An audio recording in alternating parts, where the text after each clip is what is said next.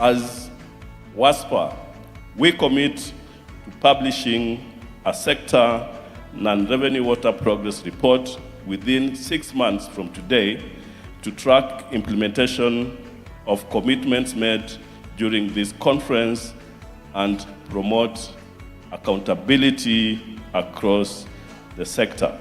Let this conference, therefore, be remembered not simply as another sector gathering, but as the moment when Kenya's water sector collectively resolved to transform technology into measurable impact.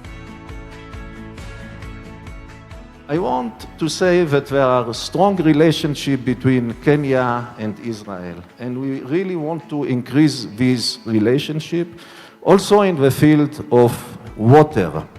And I'm very happy to announce that we will establish a water forum, Kenya-Israel Water Forum, that will start next year, that will bring together experts on water from Israel and Kenya, scientists, researchers, private sector, and that we are also planning a study trip of people from Kenya to Israel.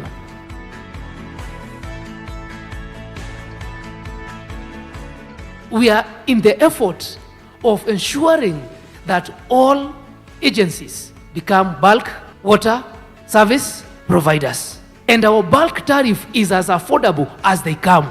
You are the pioneers in the ministry, in the sector on matters water.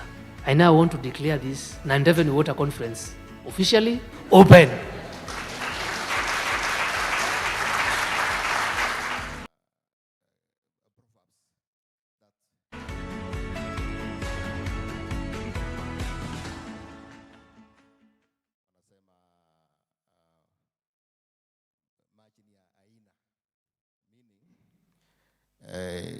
Maji sio ya kuuzwa. So the areas now that covers the rural part of Kericho, we experience a lot of challenges.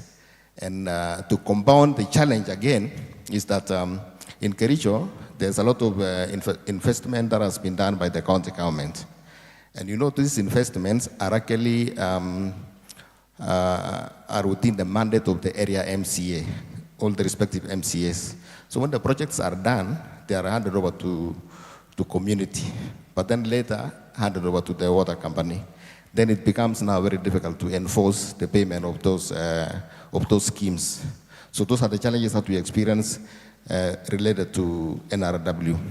So now, but now let's talk about Kewasco as it is.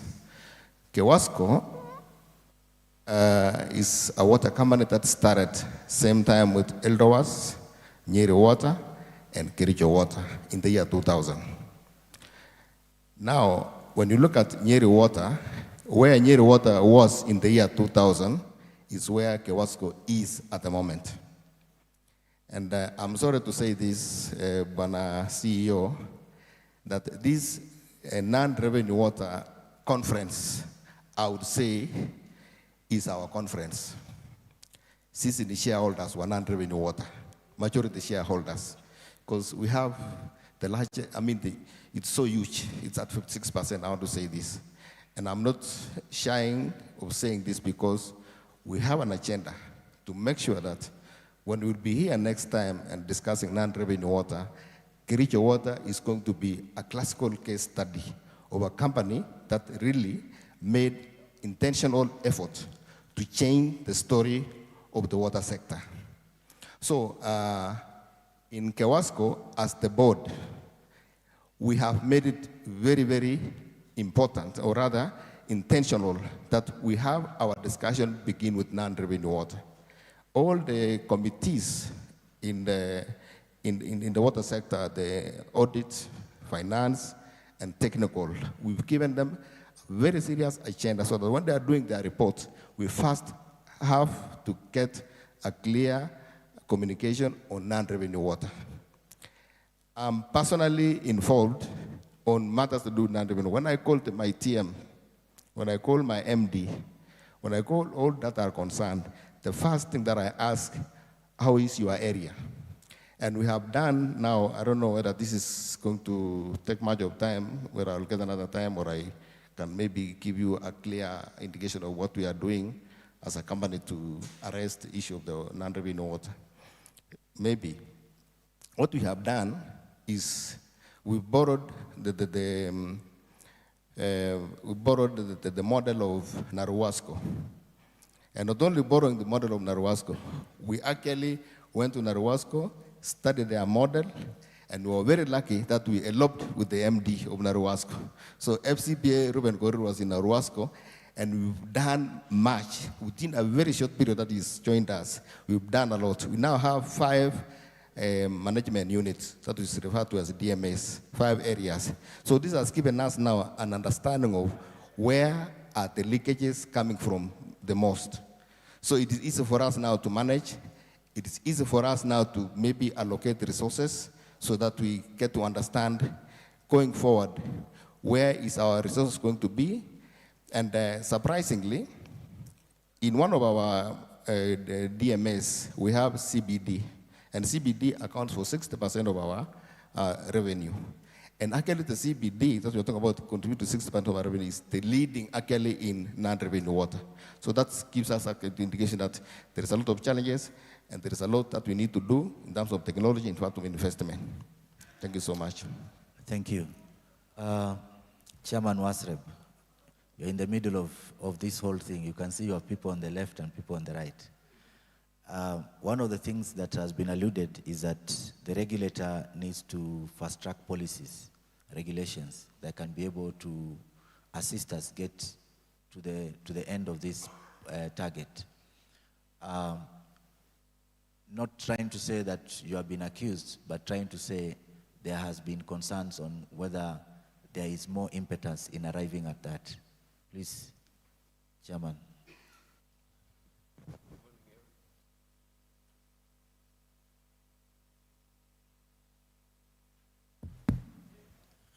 Good morning.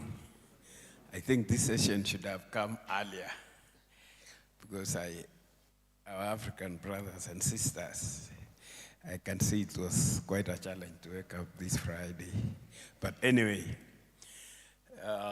as WASREP, there are a few things. It's not lack of policy. Policy is there. But what I've noticed from experience is that we have been rather slow in follow-up on our engagements. We have about 100 partners, that's WSPs and waterworks, that we regulate. So you realize 100 is quite a number.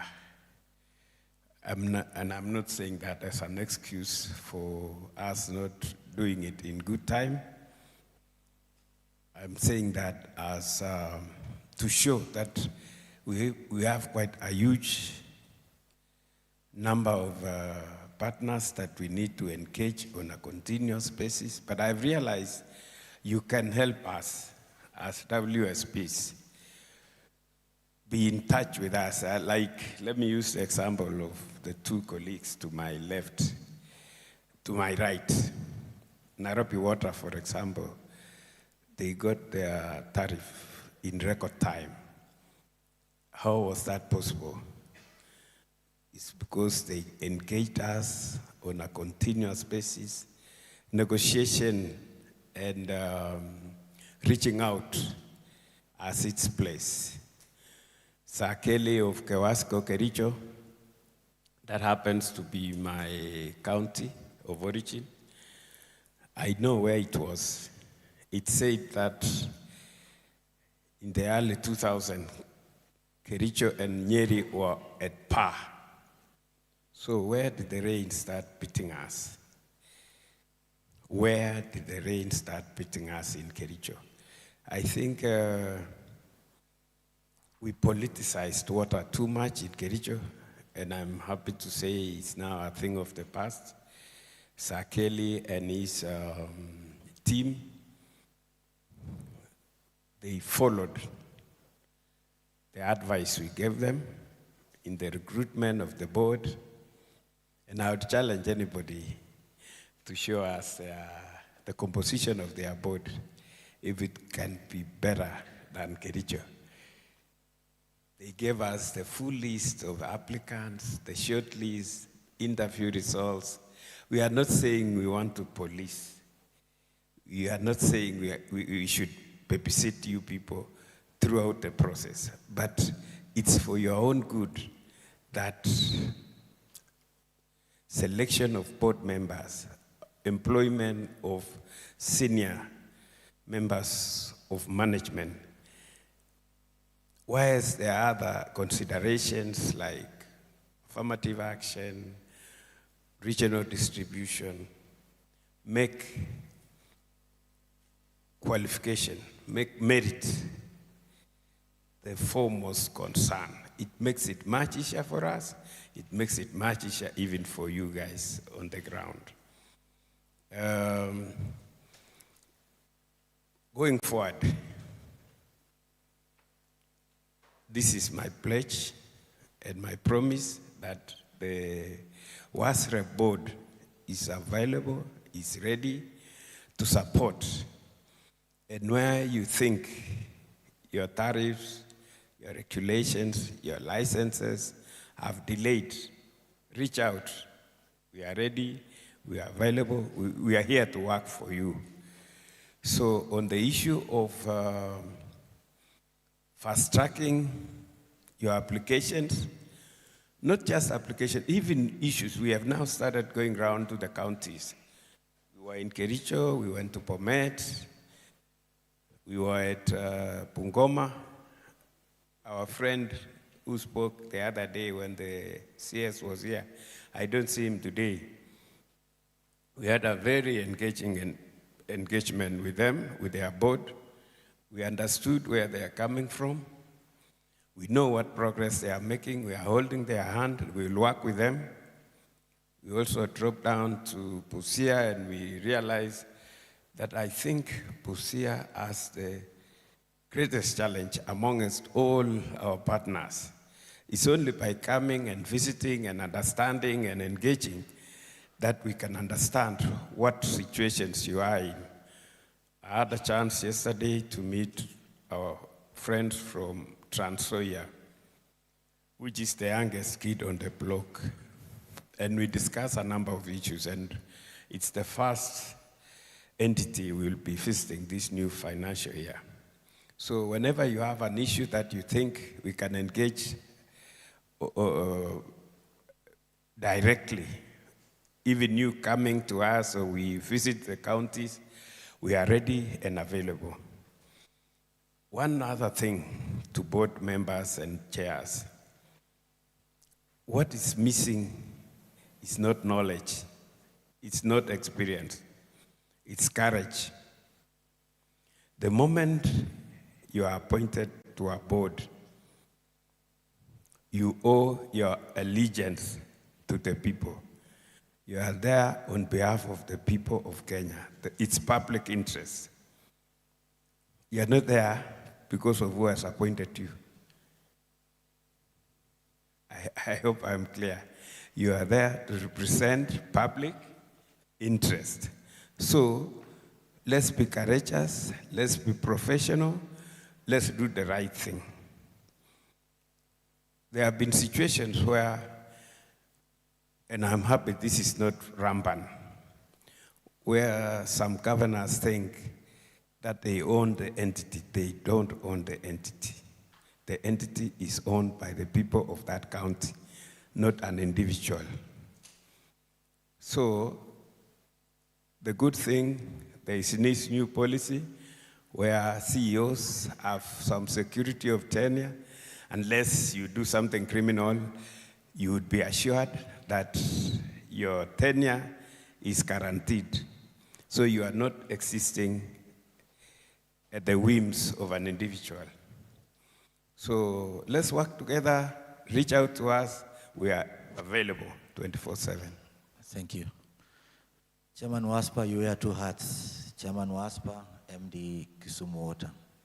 As the other day you told us that in 6 months, WASPA is going to give policy direction. what is in your mind in this tenor, that you're in as far as making that being realized? Yeah, thank you very much, Anthony. Good morning. Yeah, just speaking from what my fellow panelists have said, it is very clear that non-revenue water, of course, it is a governance issue. At WASPA, we've been very deliberate in helping utilities manage their non-revenue water. We have the WASPA benchmark program where non-revenue water is one of the thematic areas. It's unfortunate that in this benchmark program, not all utilities participate. I think it's about 50, yeah, or thereabouts. So we ask ourselves, the other utilities that are not participating in this benchmark program, why? Because this is a forum where we bring utilities together, learn from each other, benchmark with each other, and also support one another. So that is one of the things that we are doing to help utilities manage non-revenue water. Number two, at WASPA Secretariat, we have NRW specialists who support utilities across the country. At the Secretariat, we also have equipment, non-revenue water equipment that utilities can tap into to help manage their non-revenue water. So this is something that we will continue doing. Another big one is this conference. We've come here just to discuss issues to do with non-revenue water. So I think utilities are in a good place through the association where they are members to learn from one another the NRW best practices so that we can reduce the 48% to a figure that is below 30 national average. So there's quite a lot. I want to urge utilities who are not part of the benchmark program, kindly join that program. And if you don't see good response, then you're going to make it mandatory that all utilities participate in the benchmark program. And if you ask me, the utilities that are doing well in terms of non-revenue are part of that program. Of course, we also organize benchmarks locally and internationally so that we can learn leading practices from the rest of the world. Now, at utility level, that's the other part. At utility level, I said this is a governance issue, and non-revenue water is everybody's responsibility, from the board to the management, to the staff, and of course, the public also has a responsibility when it comes to managing non-revenue water.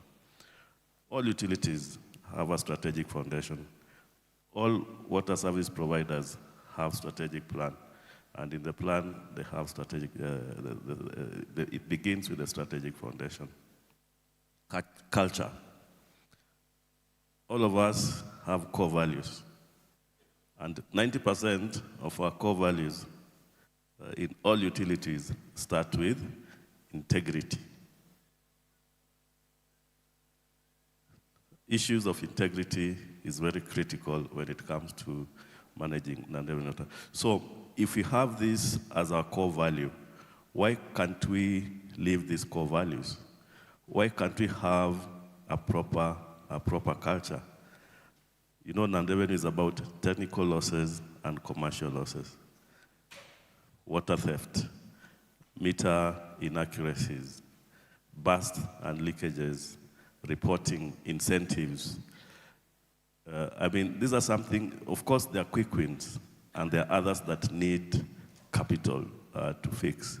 Why can't we start with the quick wins? Why can't we report leakages?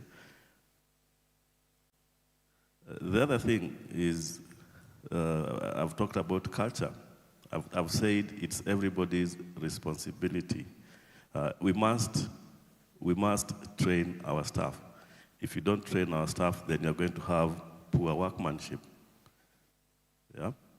You're going to have poor workmanship. You have bad culture. We see a leak and we are not repairing because of the culture, because we have governance issues. The staff are not motivated. The staff are not trained. The other thing, and all of us are in this room, we have our suppliers, our solution providers, the quality of materials that we buy. That also contributes to non-revenue water. Suppliers, why can't you give us quality? And I'm happy that if you walk across the exhibition area, we are competing in terms of quality. We are spoiled for choice, so we are in the right direction.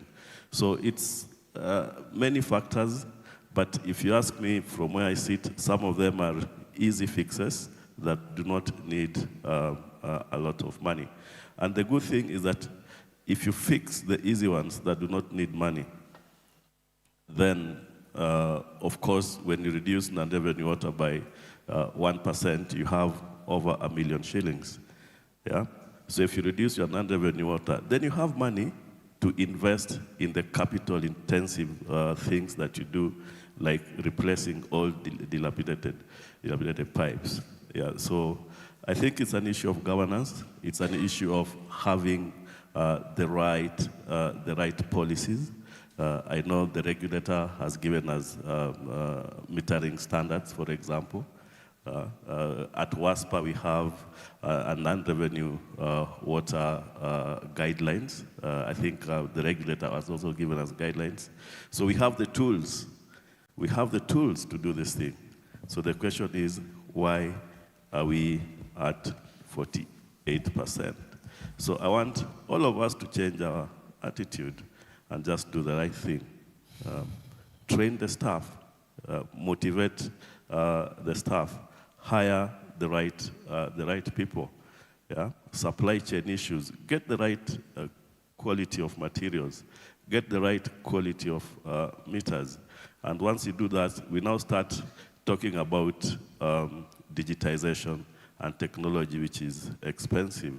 I mean, in this conference, you've seen that. You've seen we are now starting to look at satellite technology to help us manage non-revenue water. But why do you go for satellite if the easy things you are not fixing? If you are not fixing leakages and bursts in time? Thank you, CEO. Thank you so much. Emeritus Chairman, your experience over the years being a former chair of WASPA and also long-serving MD of Murang'a Urban, are we making progress? First, just give us a breakdown of where we have come from. This is not your first conference to sit and discuss NRW, but here we are. Are we making progress? Thank you, CEO. Thank you, everyone. I think I'm disadvantaged. The chairman of Nyandarua is not seeing me. If you allow, we can remove this, put it there. Sorry for that. We can.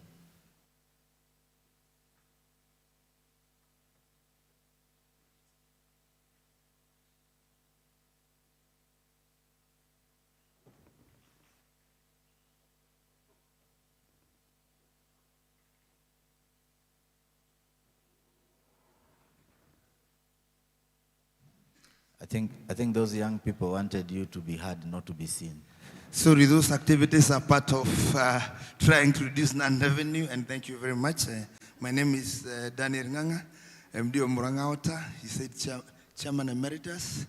I'm also the male champion representing women in this country in WIWAS. And thank you very much. WIWAS is Women in Water and Sanitation. I can see the chair of Kisumu laugh because she participated in electing me. Having said that, I think we are making progress on matters non-revenue. We are on the right track but we need to, and we need to advocate so that we have the right policies. Because I believe policy formulation is a continuous process, and we will keep reviewing policy because, you know, we now have a 2010 constitution. There are certain quotas of people who are saying is old, they need to be reviewed. I listened very well to a presentation that was done by the Water Secretary, Alima, and he kept mentioning Nyeri and Meru.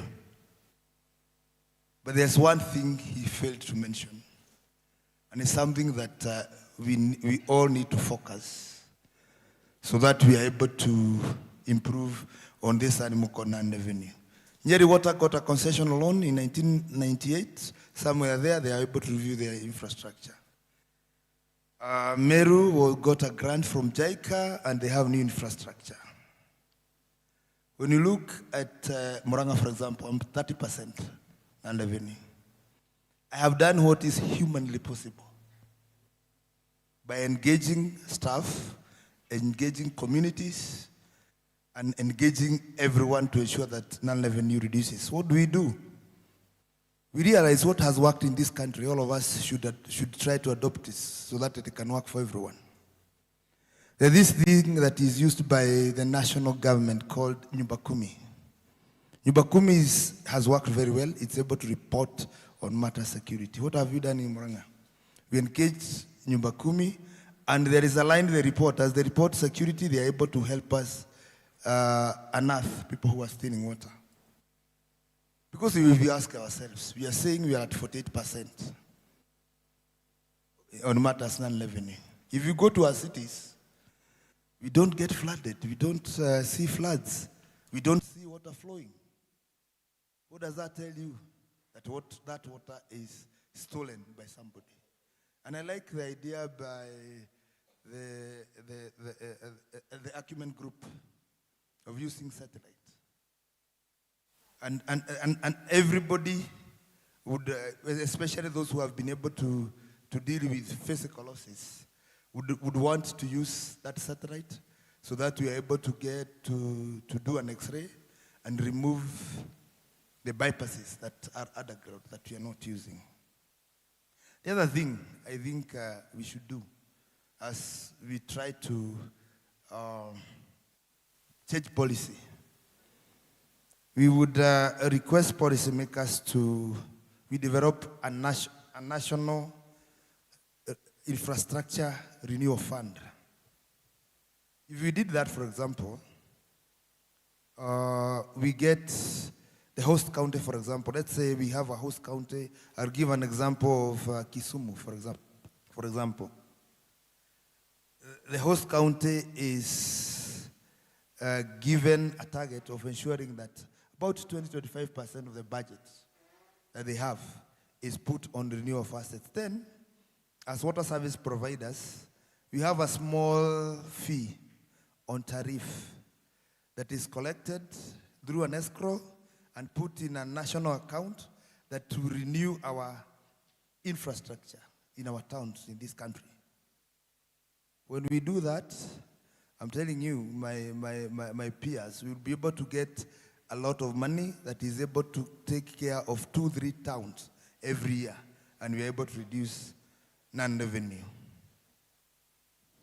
The other issue, and I think is very important that all of us should focus on, is giving incentives to the community that reports on people who are drawing water illegally and to staff.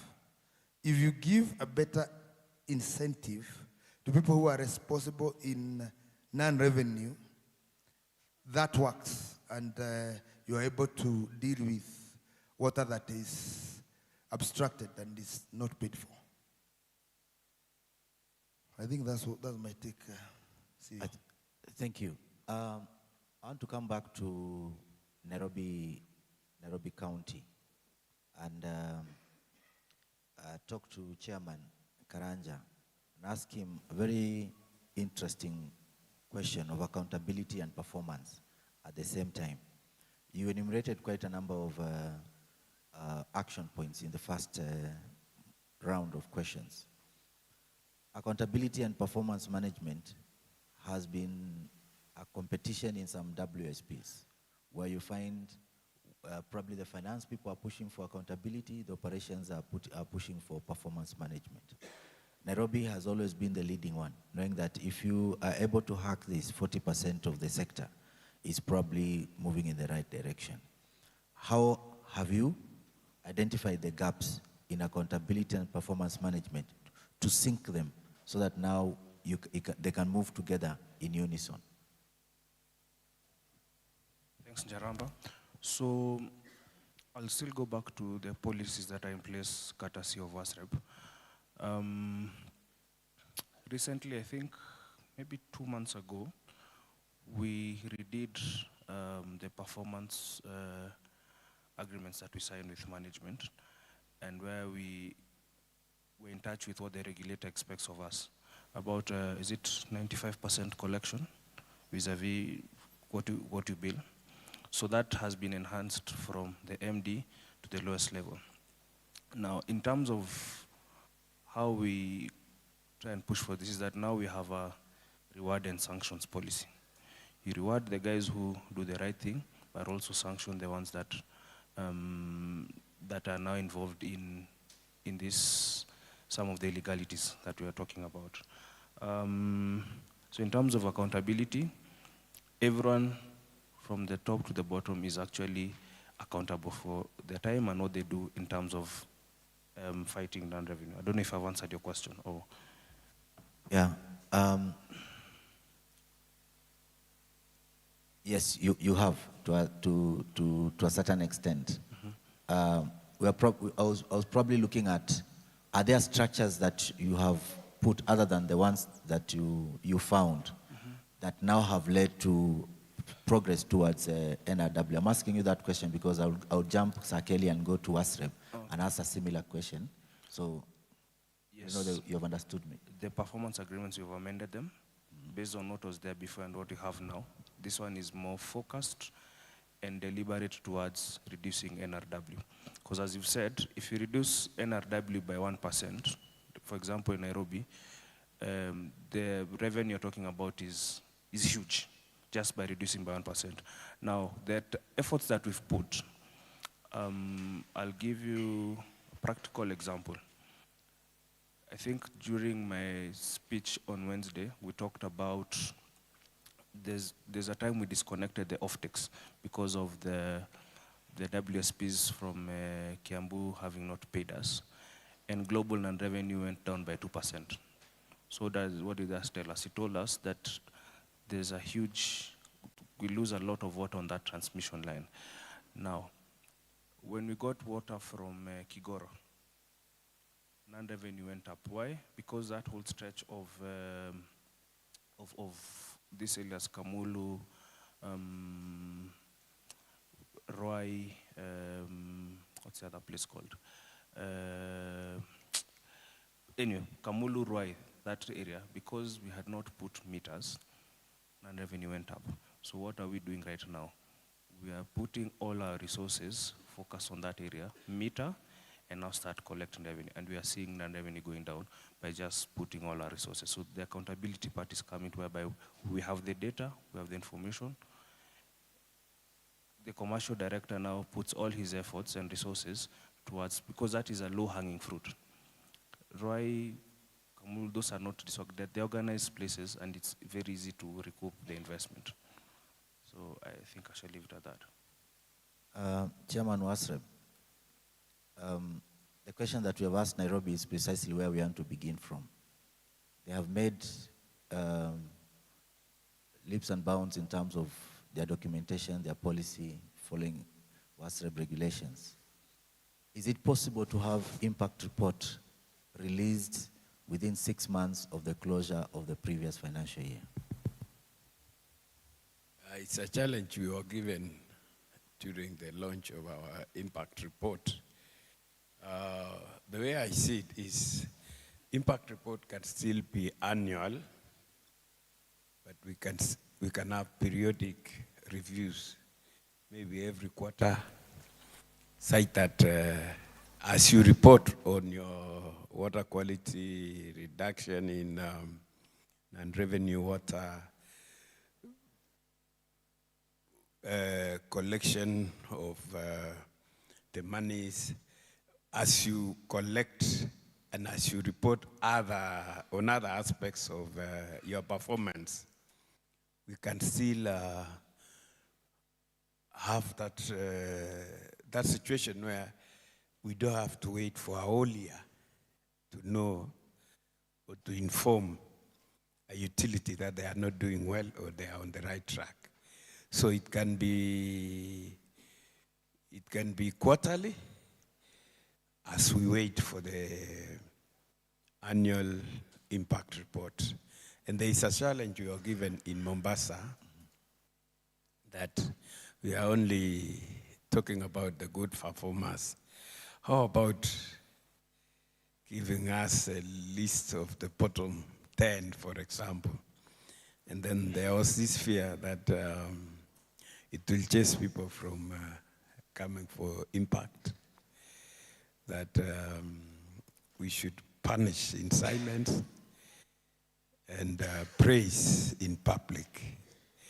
But it's still out there, the jury is still out. I don't know, is it the view of everybody that as we vet and congratulate those who have done well, we should also publicly admonish those who are not doing well? But there is also this caveat that some of the people who may not be doing well have really started from a very disadvantaged position. So we should at least initially try to work with them when they are willing, when the governance issues, non-governance is minimized. If they are doing well within their space, we may not necessarily have to shame them in public, but we work with them and see how best they can learn from the good practices from those who are doing very well. Like Kisumu Water here, and the people who received good awards yesterday. What is it that they can, those who are still struggling can learn from those who are already doing well? Is it possible to do exchanges? And I've seen people go for benchmarking outside the country when we have some of the best WSPs here in Kenya. Nyeri has been at the top in the continent. But you'd find, I'm told Nakuru went to visit Zambia, Lusaka Water. And as they engaged, they were going there for benchmarking. As they engaged, Lusaka asked to come to Nakuru for benchmarking because they are way ahead of the people they went to benchmark with. So we should appreciate the people who are doing well here and learn from our local circumstances and our local environment. You don't know what Kisumu is doing. Why is Kisumu so clean? Those are the kind of things that we should learn from within, and it would not be as expensive. I've seen people going to Dubai to benchmark, and they have no rivers in Dubai, and they do desalination. But if I asked how many counties have been to Dubai to benchmark on water, you'd be surprised by the number. So as we go to benchmark or visit sightseeing, let's also learn from the very best examples we have around. WASPA organizes benchmark trips to many countries, and we support what Chairman says, that in certain extents we need to go to where we can be able to gain. So I don't think Chairman is saying you should stop doing benchmarking. Please continue, but make sure at least you get something. And I'll tell you something. The other day we went to Malaysia, and one of the most interesting thing, and this is for Chairman Nairobi, that could help you in your Nairobi River, is that all the companies in Malaysia have a plant within the company that cleanses the water. I think it's called, what are they calling it?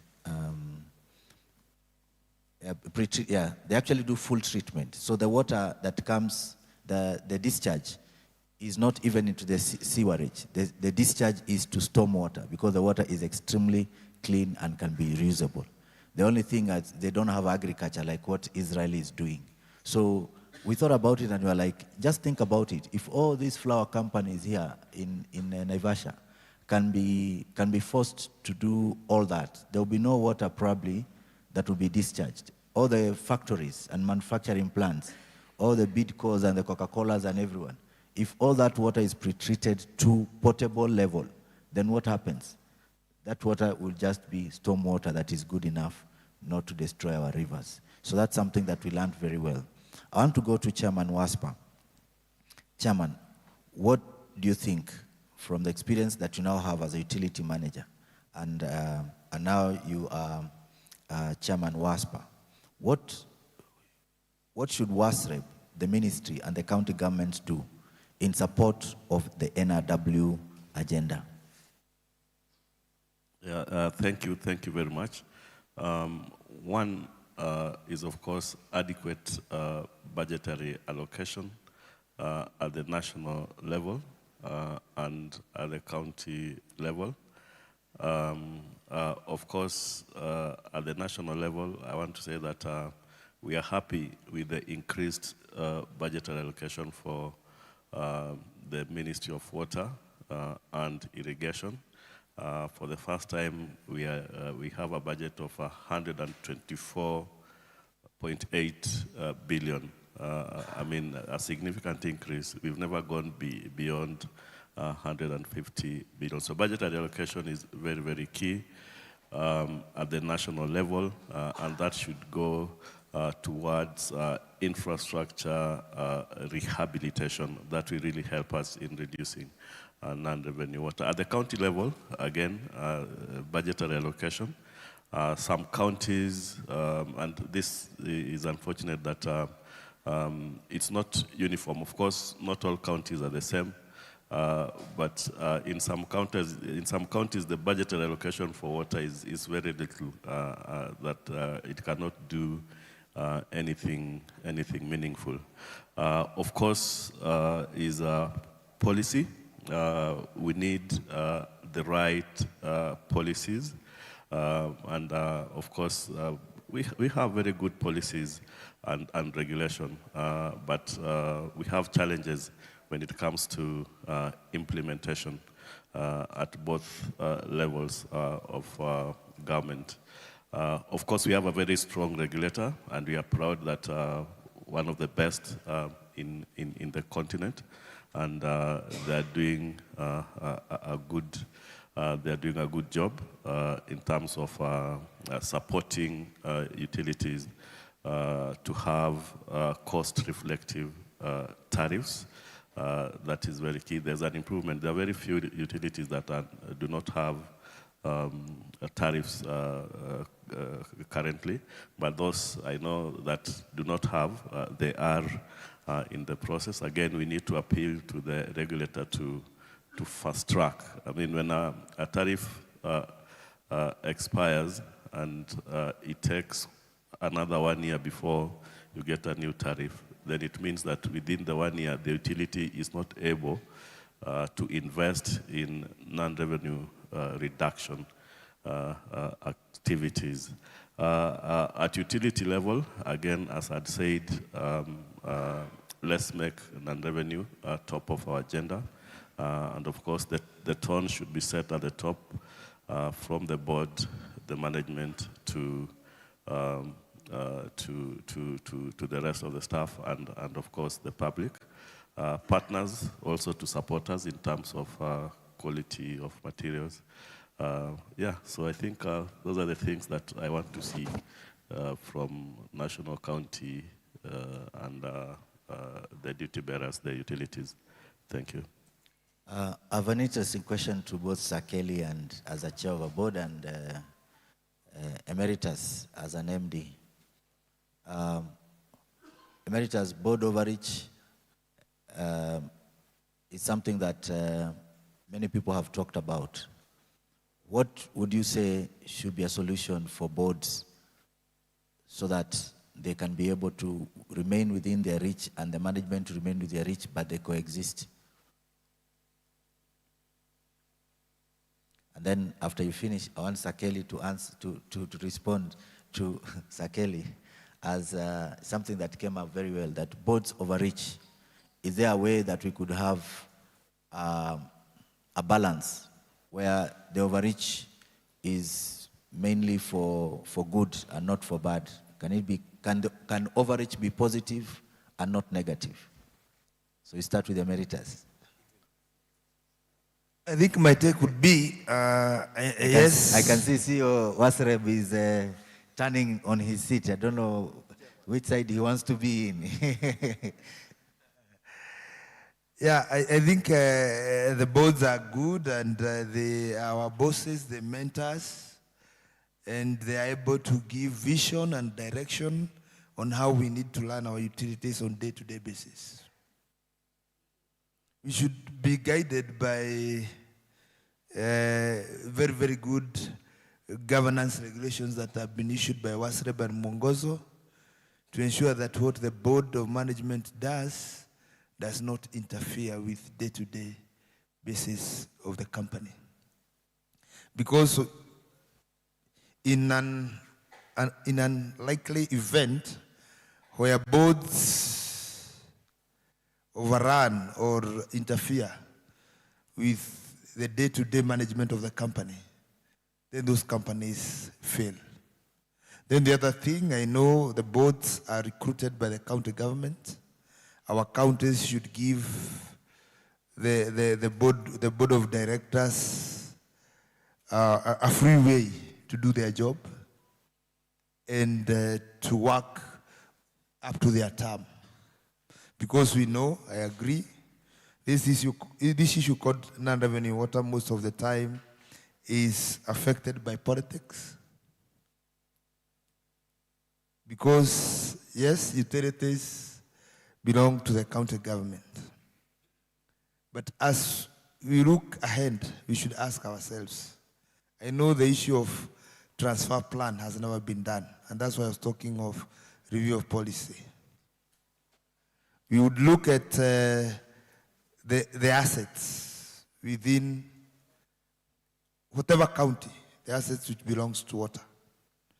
What percent belongs to the national government? And what percent belongs to the county government? If we can look ahead and form vehicles that are co-owned, then we would fast-track matters non-revenue. Because we will have reduced what I call village issues, village problems, local politics, so that you bring a national outlook in the management of the water service provider. Thank you, CEO. Over to you, Kelly, now.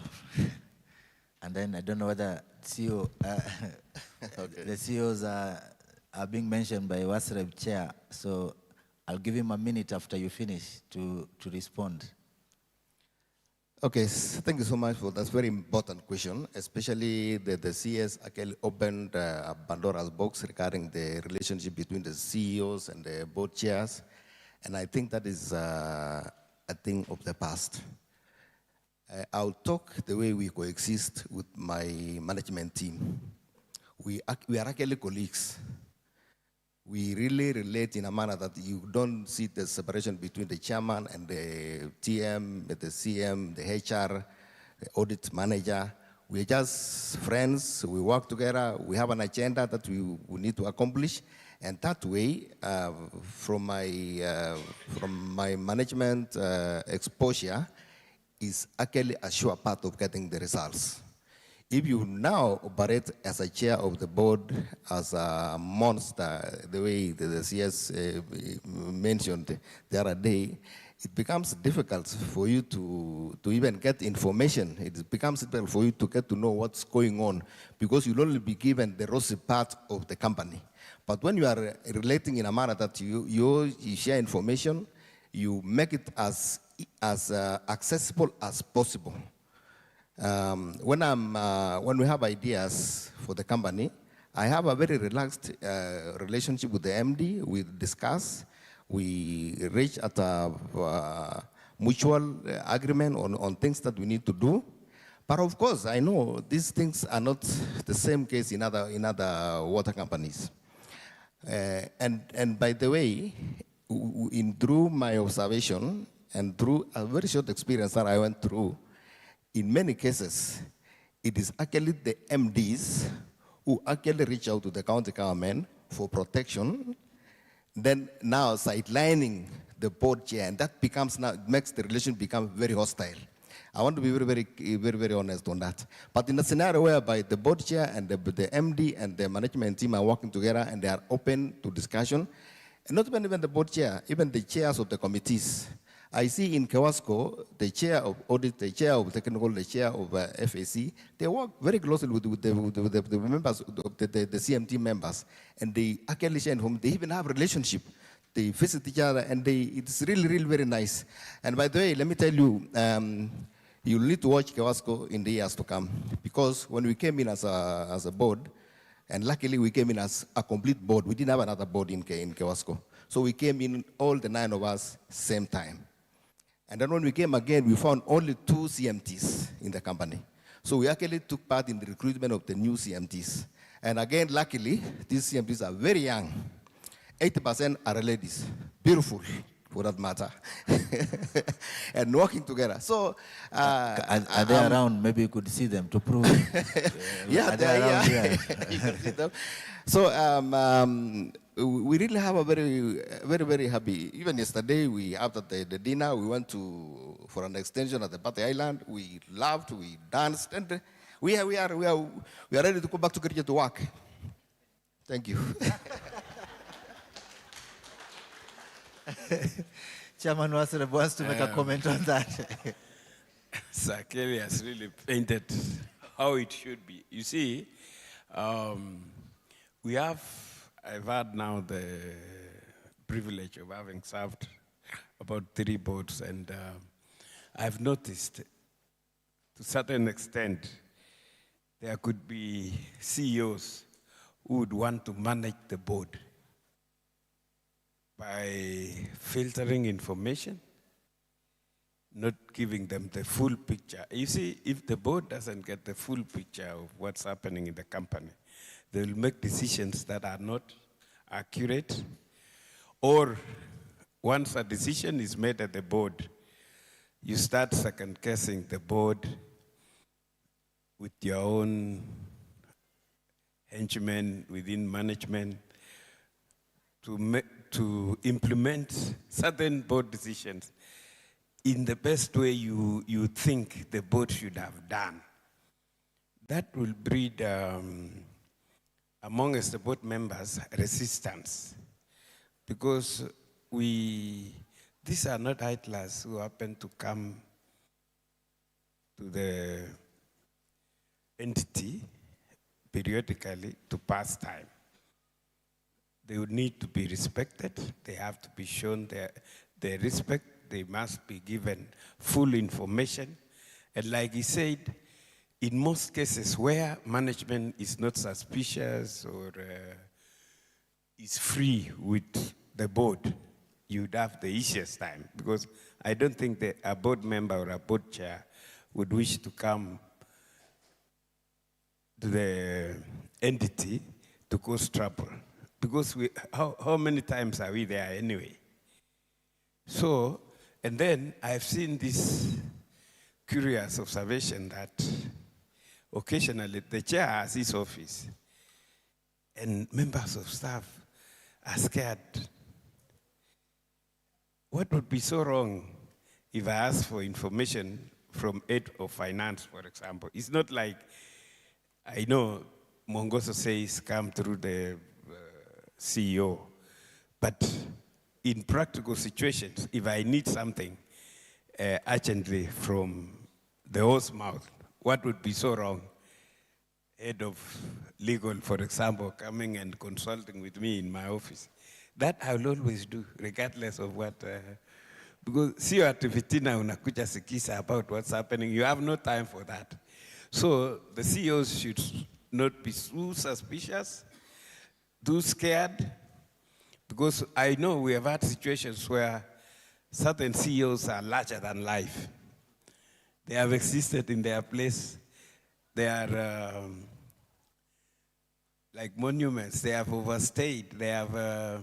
I'm not saying about the ones who are here.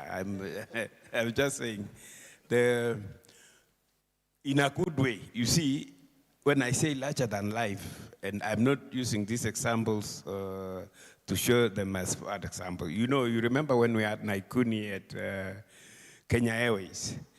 We have James Mwangi at Equity. We have Michael Josephs at Safaricom. They were larger than life.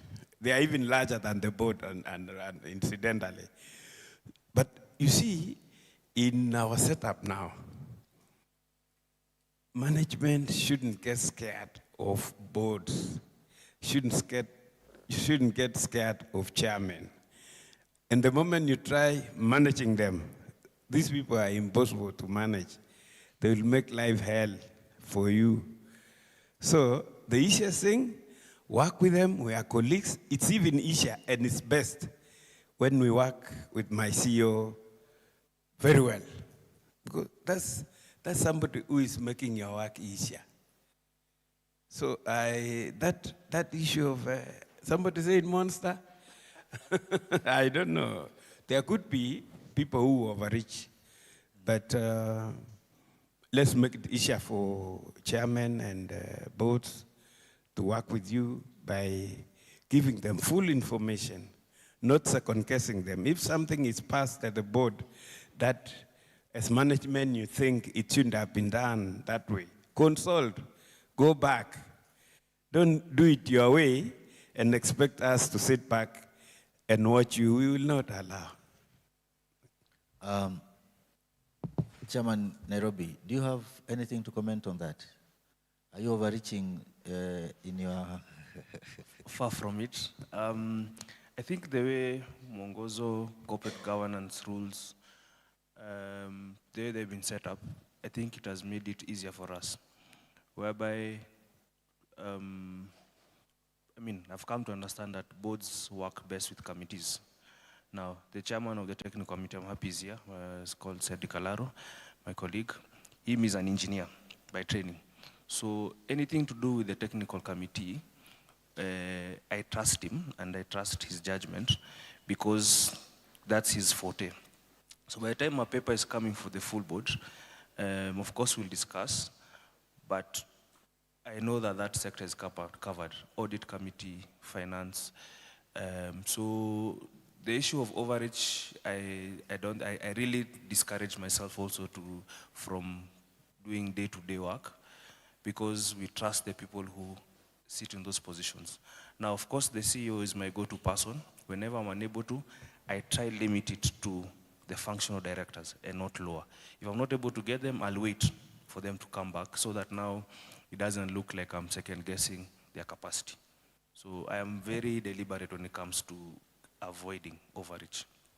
Sakeli, a staff comes directly to your office and starts giving you data and telling you what the MD is telling you is not the correct one. This is the real data. Sisi ndo tuko kwa ground. That has never happened. That has never happened. And I don't know how to look at this. I think we are occupying a very unique, maybe courtesy of FCPA Ruben Korir. Korir is very easy. Even the way he operates with this staff, they share one vehicle.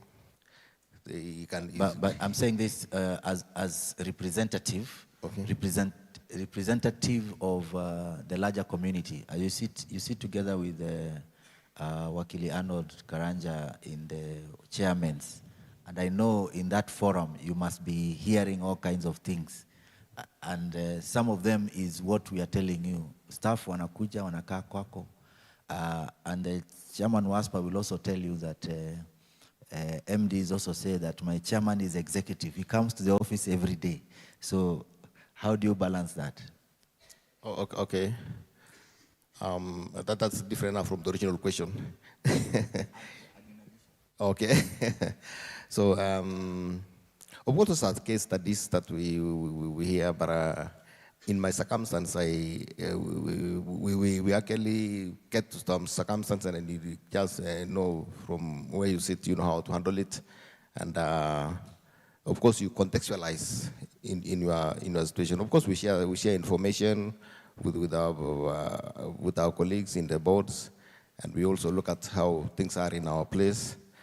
And of course, sometimes you also learn something. If there is something you are doing and you are not doing right, as a board chair, you learn and you correct, and it makes you a better leader in that sense. I don't know whether I got it right, the way you asked. Let me ask Chairman Waspa now. Same question, but from the other side. MDs sometimes come to you and tell you, I'm having issues, my chairman, my board, and it's contributing to non-performance. What do you think should be the way forward for that? Now that we are all here discussing the same things openly. By the way, this is a very interesting conversation, and it can be jittery on both sides. That's why I put the chairman of WASREB in the middle, so that the regulator can regulate. Chairman WASPA. Yeah, thank you. Thank you so much, CEO. Yes, of course, occasionally we have such scenarios where an MD feels that the working relationship with the board chair and the board is not good, but we always advise. But at times, it's just some small misunderstanding. I think the guidelines are there. Mwongozo is there. WASREB corporate governance guidelines are there. The board members go for training. So all things are in, I mean, we're all aware of what is expected from the board and the management. The board is supposed to oversight. But practically, I mean, there's nothing wrong for a board chair to seek information from a head of department. There's nothing wrong with that, and I think in my case that happens, and we don't have a problem. But we also need to understand that we live in a society, and we meet in various forums. We meet in weddings, we meet in forums. So if a staff member meets a board member in a forum, of course there'll be chit-chat, mnaendeleaje kazini, you know, normal. So we shouldn't take it that if a staff sees a board member, it should take off. I mean, it doesn't work like that. So let's just be practical. It's in the best interest of the organizations that we serve that the working relationship between the board, the management, and the staff should be one of understanding with the best interest of the organizations that we serve. Thank you. Chairman, before you finish, does breakdown of relationship between board members, CMT, and also staff contribute to NRW? Yeah, definitely, definitely. I mean, when there's a breakdown in relationship, then issues of motivation come in.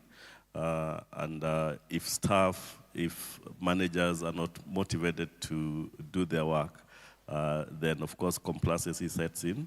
And that's when you see non-revenue going up.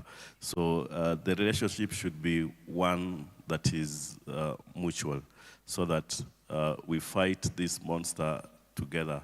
As I've said, NRW is everyone's responsibility, whether you're a board member, whether you are a staff, whether you are a manager, it's everyone's responsibility. So yes, if there is a breakdown in communication, there is tension, then it affects NRW performance. Thank you.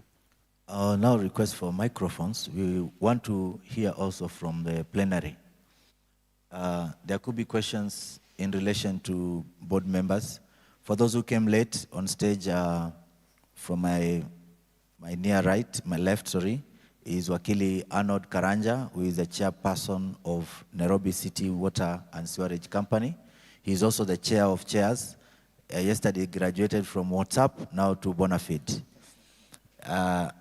Next to him is Sir Kelly. Maybe you can raise up your hand so that you can just see. Next to him is Sir Kelly Cheriot, who is also the chairman of Kericho Water and also former chairman of Tilili Bay, which was one of the rural companies in Kericho County. In the middle is the regulator who is regulating this and also regulating the sector. Our chairman for WASREB, Mr. Job Chirchir. Followed is the last speaker, who is also chairman of WASPA and MD Kisumu Water, Thomas Odongo. And then the last, but the very least, is the emeritus chairman. Emeritus chairman, emeritus because he's one of the past chairman of WASPA and also current MD for Murang'a Urban.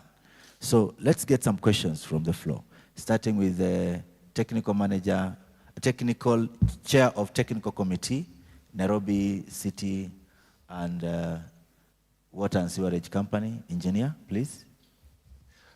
Thank you very much for the forum. Mine is a comment and just a request. One, I thank WASREB for the work they've been doing in coming closer to the water service providers. I remember for us, when we came, we knew WASREB are there as we are here. And I think a lot has been done to bridge that gap. And one suggestion is maybe if WASREB could participate in the induction programs for the new boards, I think that would really help, because it sets the tone for what is the performance required for the board, what are the issues over the years that have been seen in this water service provider, and what are the things that the board should concentrate on.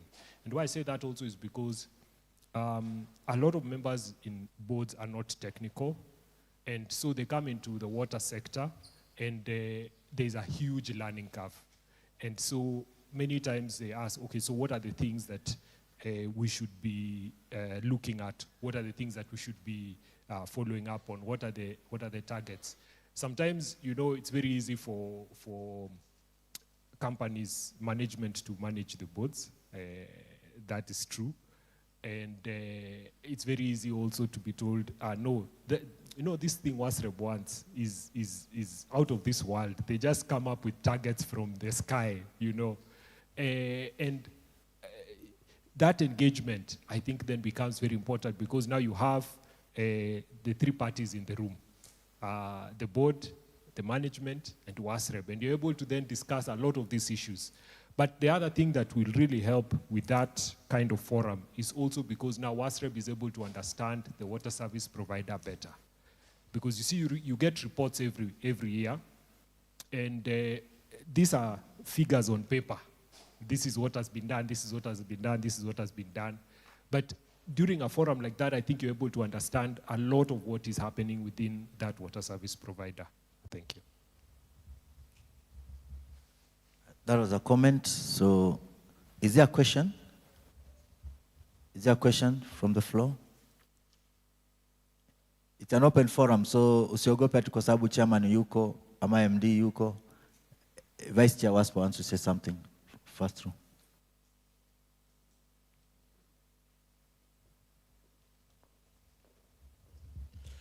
Thank you, CEO. Mine goes to Chairman WASREB. Looking at the global figure and the rise of 4% within 1 year, change from 44 to 48, that jump is a bit huge, because reduction goes maybe 1 or 2 in a financial year from history.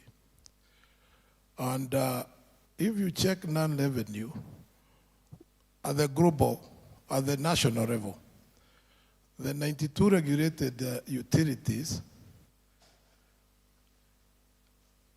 the 10 utilities, top 10 utilities in terms of volumes, what is their share of non-revenue within the 48? So that the volume of Nairobi maybe can cover 30 rural utilities. So a reduction of 2% of Nairobi, Mombasa, Thika, Rujuasco, 2% only in the top 10 Raj, and apportion 2% to each, Mombasa.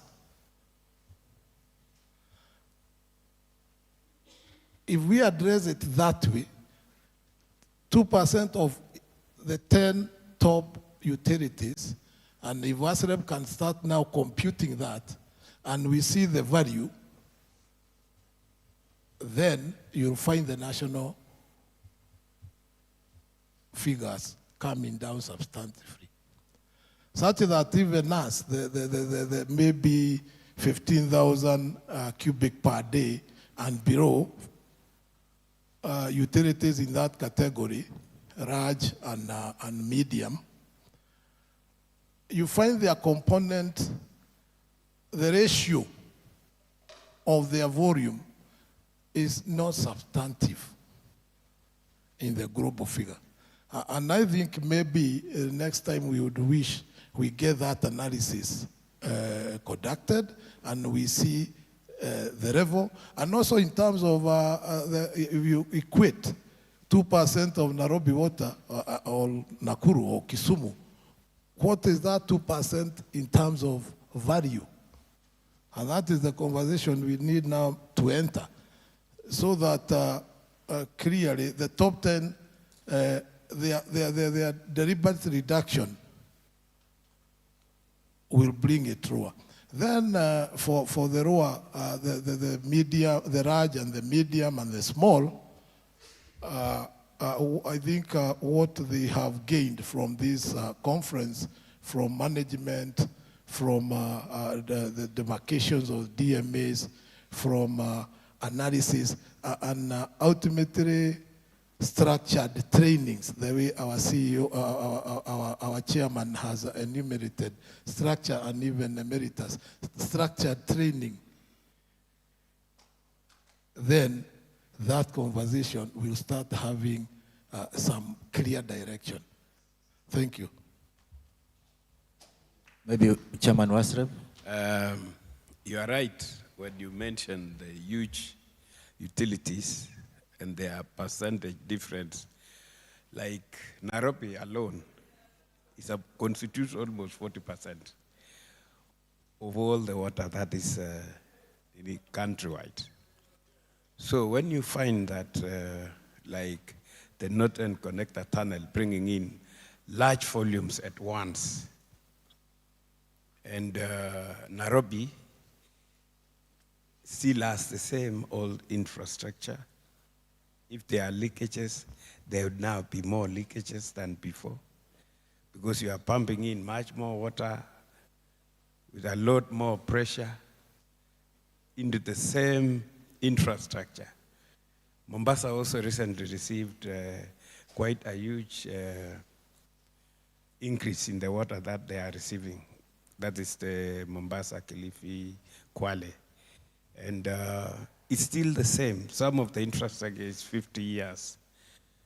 The only thing you will get when you put in more water to an old, dilapidated infrastructure, the only thing that can happen is that the non-revenue will go up. And that's exactly what has happened. That's why in the new tariff for Nairobi, we were generous in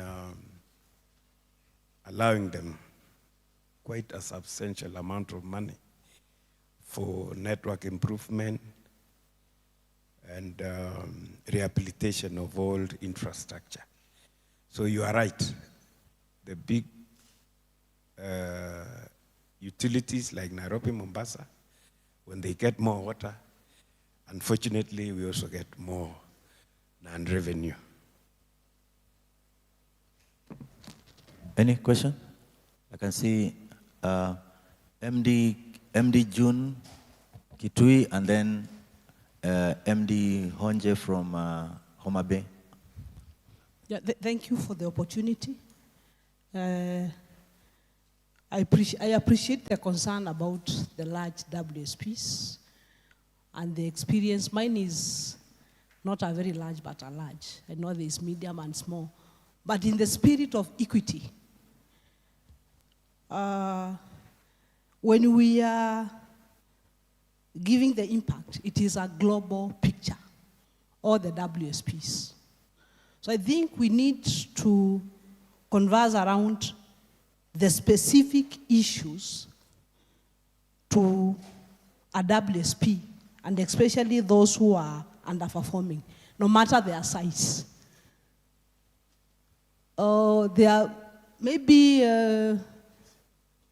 Financing them might not have any impact, but when you look at equity, because some of them, their issues is not governance, their issues is not the leadership, their issues is financial constraints. And I know I need to applaud also the leadership, because what is of the K-Wash program, which was specific to WSPs, which are not financially stable. So I know with a good implementation, if the K-Wash is well implemented by the 33 WSPs, you are going to see a lot of improvement. So my concern is about, as we think about the big, and I'm happy Chairman is saying as we give them more water, we are seeing improvement in non-revenue water. We are losing more water. So we should also not forget the others in the spirit of equity. Thank you.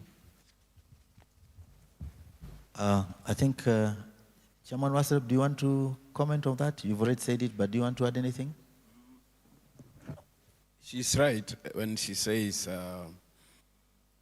the larger utilities are losing more given the particular situations. And I know what she's asking for. She's asking for more support for entities like us. And we don't hesitate. When you qualify, we have certain conditions to support loans or grants. We say you must have your governance in place. You must have a board. You must have a valid tariff. You must have a valid license. So it's a carrot and stick. We normally withhold endorsement for certain benefits to people who are truant. We have had people who are not even in a hurry to get a new tariff. So, and when they are not in a hurry to get a new tariff, you are not also in a hurry to give them assistance.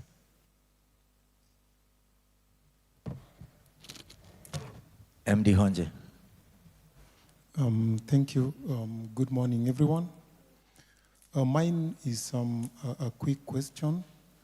What do you people do to create a level playing ground for these WSPs? Because you realize that the big boys, the ones that are doing better, the Nyeri, the Kisumu, they get a lot of attention in terms of support, in terms of donor funding, and this is leaving other utilities that are struggling, attempting to come up, doing the best that they can do. And if you look, for example, some of these utilities perform extremely well. I know of a company that was number 87 in the Impact 16, and it moved to number 43 in the other Impact 17. And if you look at that performance, it is recognized nowhere, despite having given their all. So what are you doing to create that level playing ground and to uplift these other struggling utilities to also make them become the big boys in the near future, so that they can also be part and parcel of utilities benefiting from whatever funding that might come in, and even in this competition and ranking, they are very much disadvantaged. It's like, I'll use this example. Somebody driving a Lamborghini, and you are competing with somebody on a Beetle, VW Beetle, yeah? You realize that this person in his VW Beetle doing 80 kilometers per hour would force his machine to do up to 79 kilometers per hour, but this Lamborghini guy with 300 kilometers per hour only does 120 kilometers, but still end up beating the Beetle guy. So what are you doing to level that ground so that this competition can be fair? Thank you. Hey, trust a Luo to mention Lamborghini. Hata usingesema Probox versus maybe.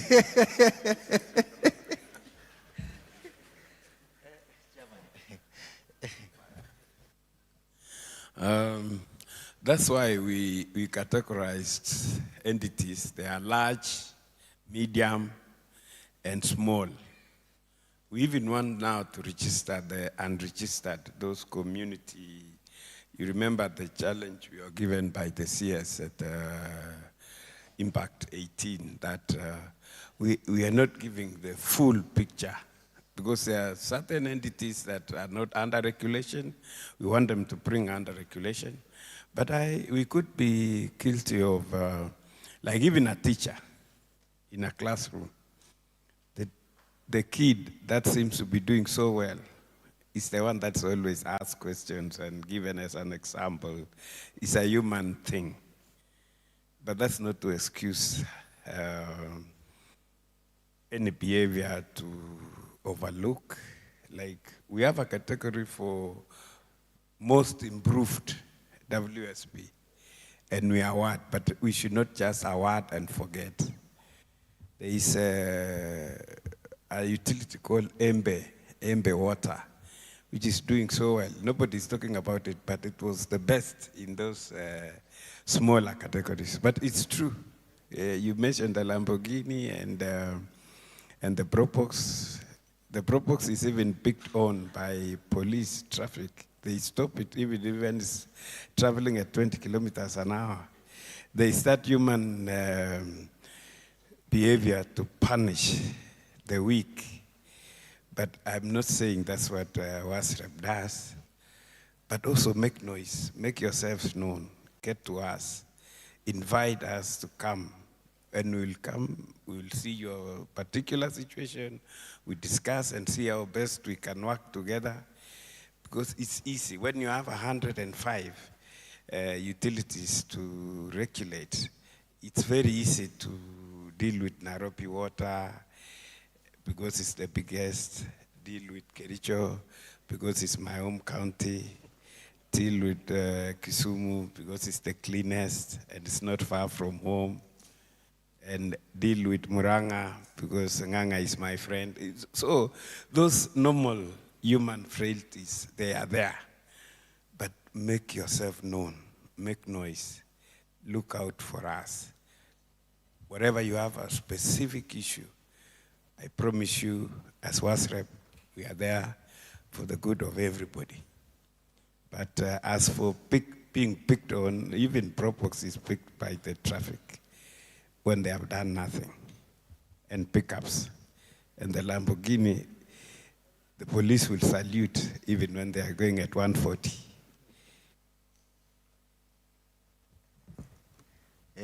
Onja, you have started a conversation that may lead us into a very expensive outcome. Any other question before we get close-ups from the panelists? Any question? Yes, there are two more. Can we say that these are the two last ones? Kiamombi, and another one right at the end. Yes, I'm Elizabeth from Kiamombi Water.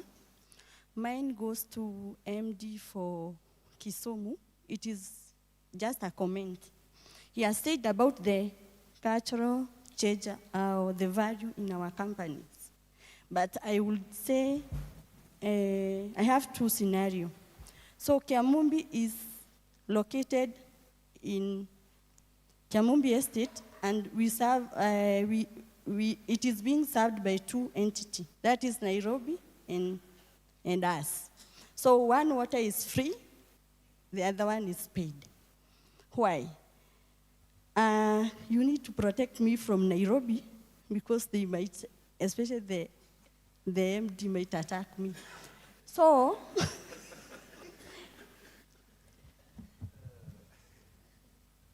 I will read from my WhatsApp group. There is a customer report.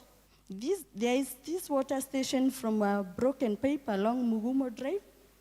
Come to collect, where ladies come to collect water. Is it legal? Much water is also lost. Can you check? Somebody said, this is Nairobi water. So I responded, thank you for the information. Every drop counts. We have escalated the issue to Nawasco. What I got from the customers, that water comes once per week, and the families that fetch the water is for drinking only. It has been like that for over 15 years. Kwa hiyo usiwakatishie maji, uchumi ni ngumu. So that is what I got. Then I reported another case to Nairobi Water. I was told that most of the engineers, they reside in my place. So how serious are we in fighting non-revenue? Because why do I report to Nairobi Water? Because our water is also stolen. So if I don't report to Nairobi Water, the next time it will be Kiamumbi Water.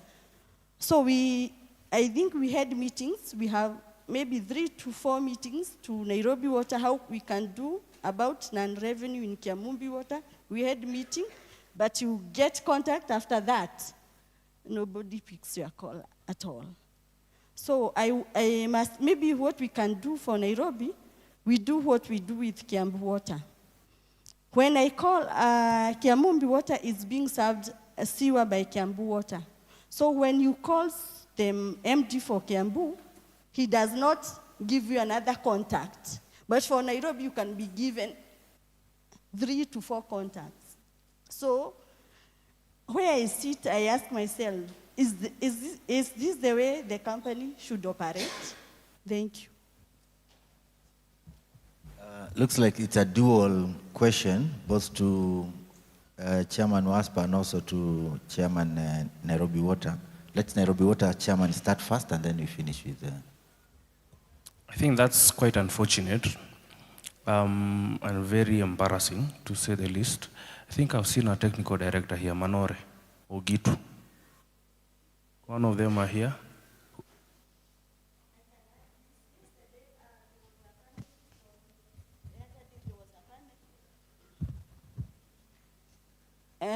The first day there was a panel from Nairobi Water. He's called Mr. Gitu. So I had to follow him so that it can be addressed. So for 15 years, it was addressed yesterday. At least. Oh, put your hands together for Gitu will be rewarded. Mr. Gitu. Where is Mr. Gitu? Is he here? I saw him here. Mr. Gitu? So if he resolves it, I'm happy. Then that's good.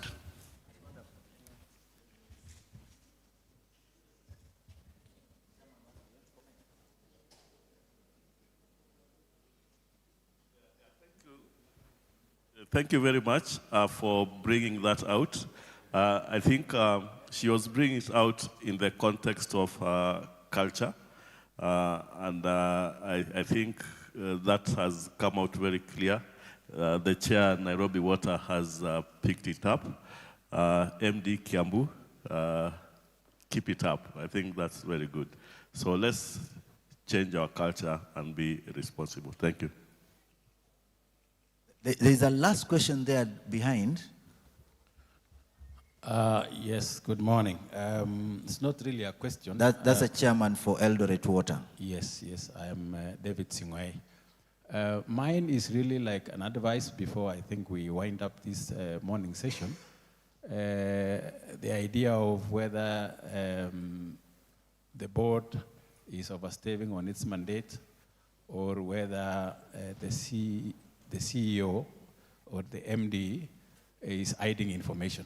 I think my advice is if the MD can actually be very transparent, and for Elderwas, our MD is very transparent, we get all the information, and if you are not getting information, you will get information from somebody, and that is very dangerous. So we are advising that if you have a board, you should trust your board, and you should give them information that is required for the decisions that are needed to be made. Otherwise, I give you an experience that we had before the current MD. You go to the board, and the MD is on the phone, maybe on WhatsApp, chatting with colleagues or chatting with friends, and then the information that is before you, he has no idea what they are. And you will be like, so why are we in this meeting? Why are we here? Because the MD is saying, I have no idea what that is, I'll go and find out. So why did you call us? Why are we in that meeting? So you'll find that if you are not giving correct information, some of the board members or even the chair will try to get information from that entity. And the best people would be maybe the senior management or even junior officers, because if you are not transparent and what you're telling us is not the truth, then that brings the problem. So my advice is, be prepared. When you go to the board, like for me, I never go to my entity at any other time apart from when I go to the full board. Even when the board directors and the chairs who are in the committees are sitting, I don't attend. And I trust my chairs, and I trust what they are getting from the management is for the best of the company.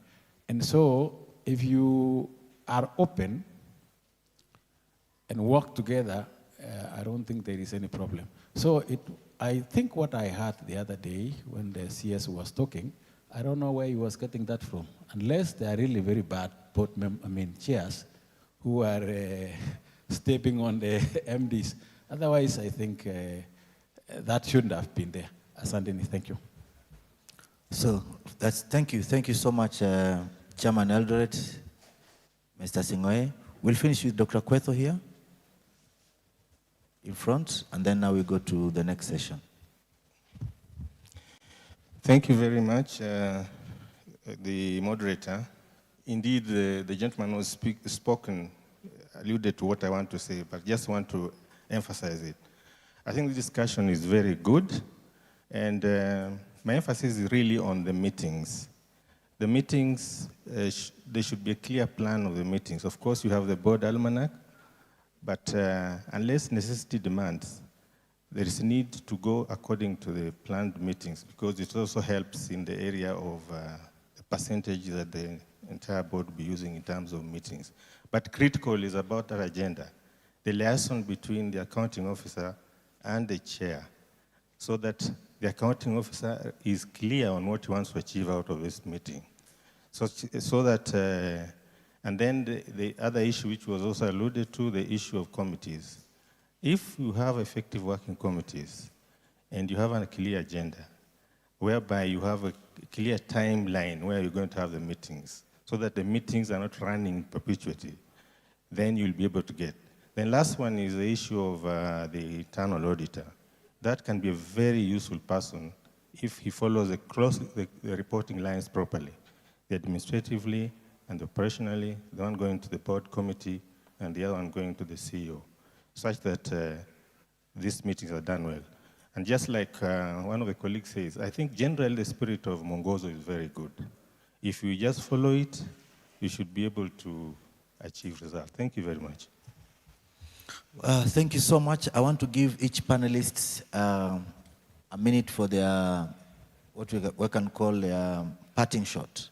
I'll start with the emeritus right from the end. Thank you. It's so unfortunate that some of my colleagues, MDs, are denying directors information. think you should know which side your bread is buttered. And just like which side your bread is buttered. And just like the chair of Kericho alluded, that the CMT is very beautiful, I'd also say that they should also have a very good personality, so that they are able to relate with the directors, not only at work, but in friendly basis, and they are able to get the information freely. To me, there is nothing wrong for any director or chair getting information from CMT.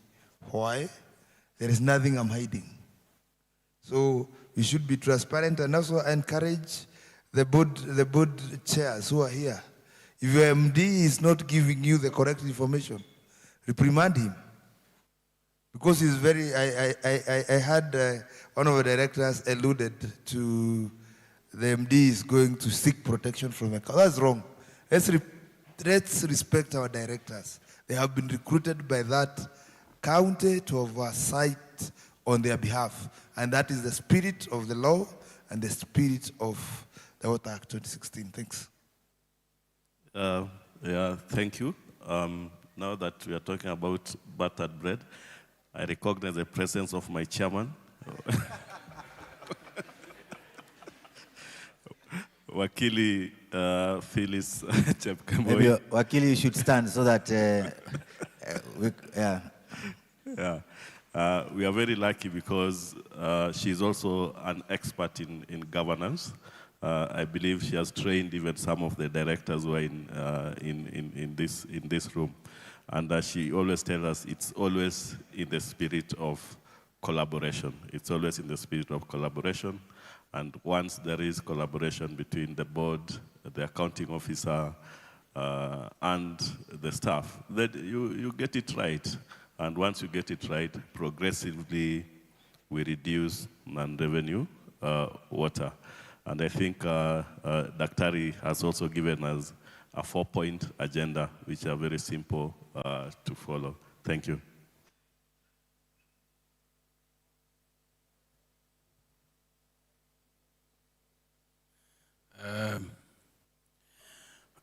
Just like my colleagues here have said, it's for the interest of everybody that we have an harmonious working relationship with the management and especially the CEO. Because board members and chairs, they have not come, they are not employees. They are not employees of government. They have not come to earn a living. They are giving back to the community, to the society. So these are volunteers who have given of their time. So make it easier for them, show respect, collaborate, give them full information.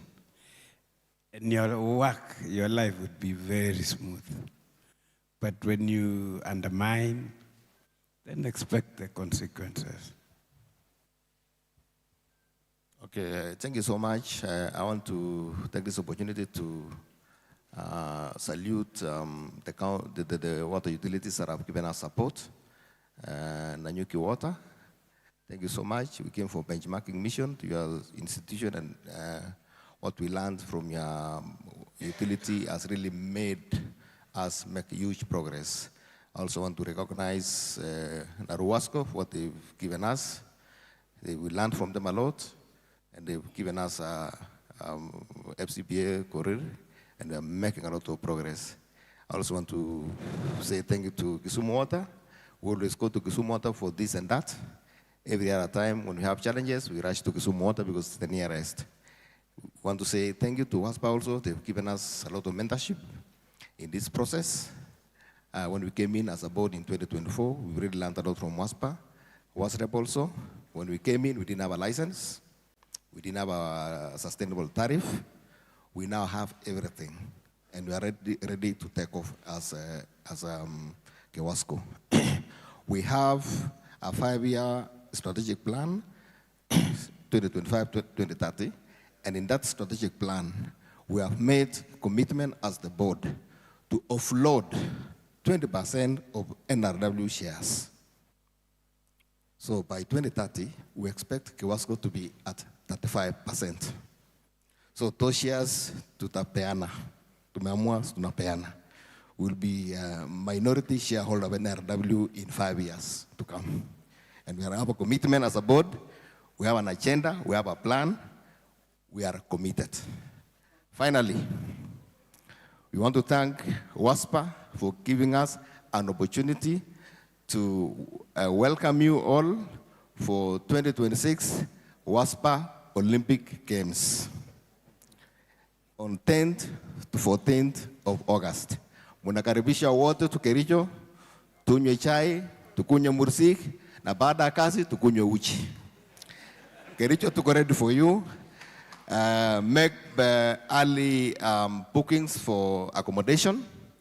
We're going to share information through WASPA on the people to call if you want to make reservations. And we promise you that you're going to enjoy your time in Kericho.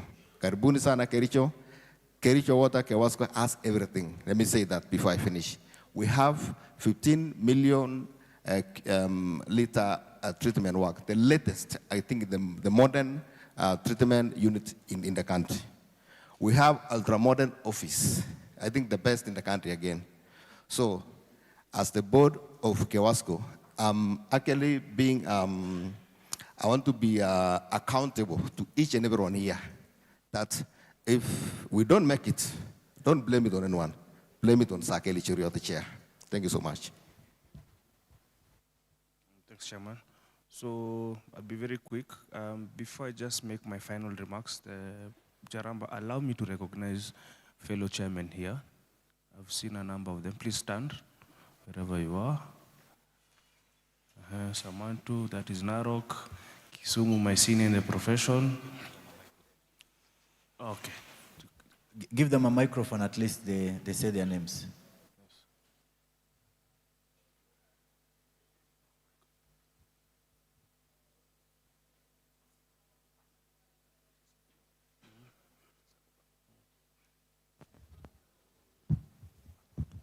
Thank you, Chair of Chairs. My name is Phyllis Chepkemboi, Chair Kisumu Water. Happy to be here. The conference has been very enriching.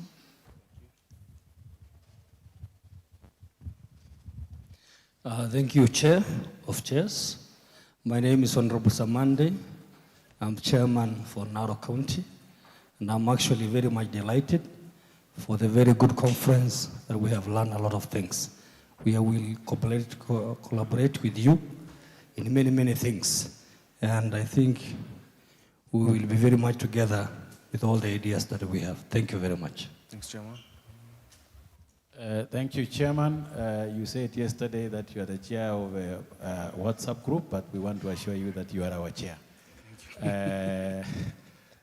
What we have learned here, we hope that it does not end here. It has to be cascaded down to that last person who will take care of that leak somewhere in your utilities. Otherwise, asanteni sana. We look forward to coming to Kericho. You said Kericho? Yes. Tutafika huko. Asante sana.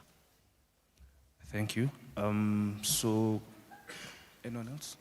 I don't know. Is there anyone, any other chair?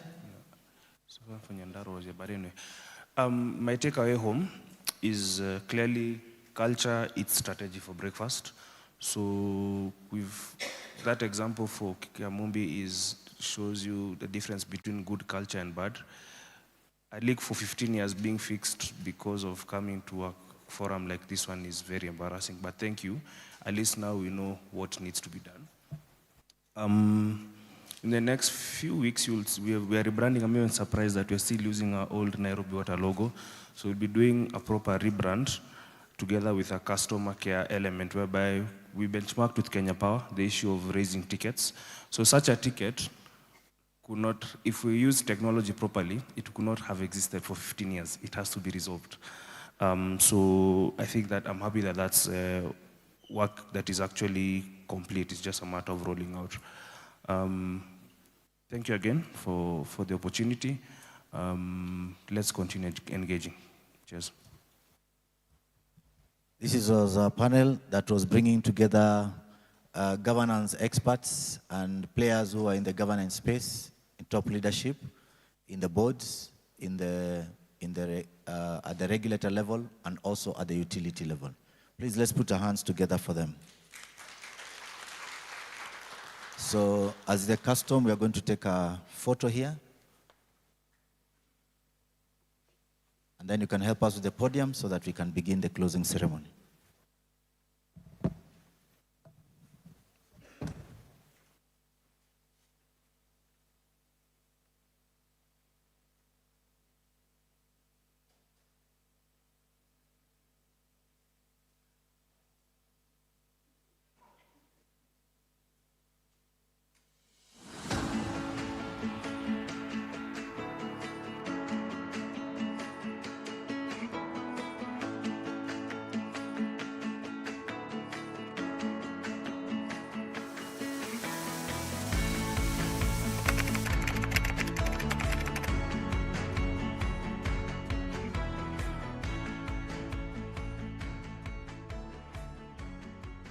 If you translate the 48% to monetary value, you come to around 14.8 billion losses.